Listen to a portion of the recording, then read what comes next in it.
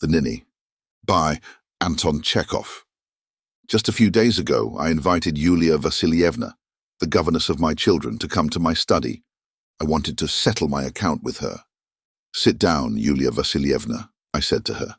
"Let's get our accounts settled. I'm sure you need some money, but you keep standing on ceremony and never ask for it. Let me see. We agreed to give you 30 rubles a month, didn't we?" 40. No, 30. I made a note of it. I always pay the governess 30. Now let me see. You have been with us for 2 months. 2 months and 5 days.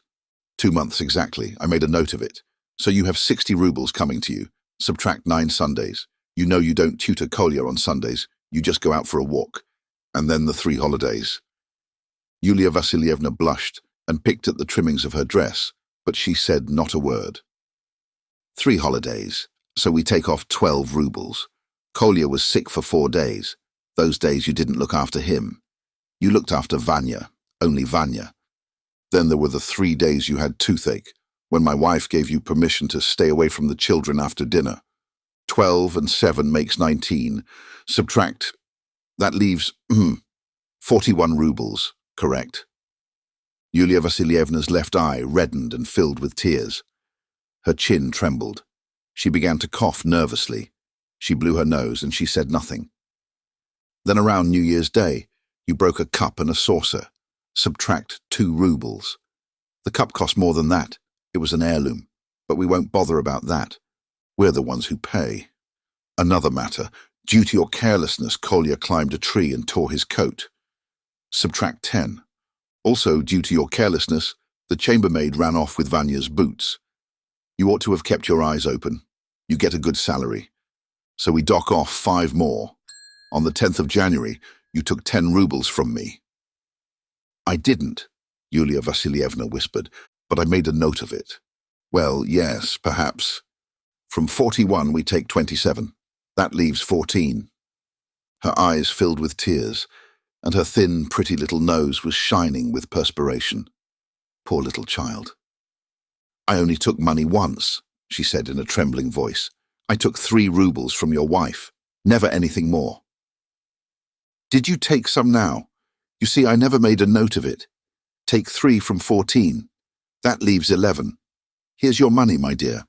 3, 3, 3, 1 and 1. Take it, my dear." I gave her the 11 rubles. With trembling fingers, she took them and slipped them into her pocket. "Merci," she whispered. I jumped up and began pacing up and down the room. I was in a furious temper. "Why did you say merci?" I asked. "For the money. Don't you realize I've been cheating you? I steal your money and all you can say is merci. In my other places, they gave me nothing." "They gave you nothing? Well, no wonder. I was playing a trick on you. A dirty trick. I'll give you your 80 rubles. They are all here in an envelope made out for you." Is it possible for anyone to be such a nitwit? Why didn't you protest? Why did you keep your mouth shut? It is possible that there is anyone in this world who is so spineless.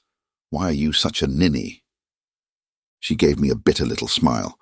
On her face I read the words, "Yes, it is possible."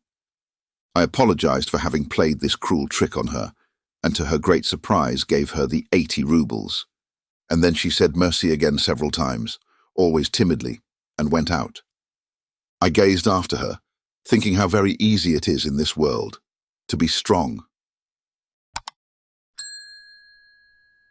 Audible, your gateway to worlds of imagination.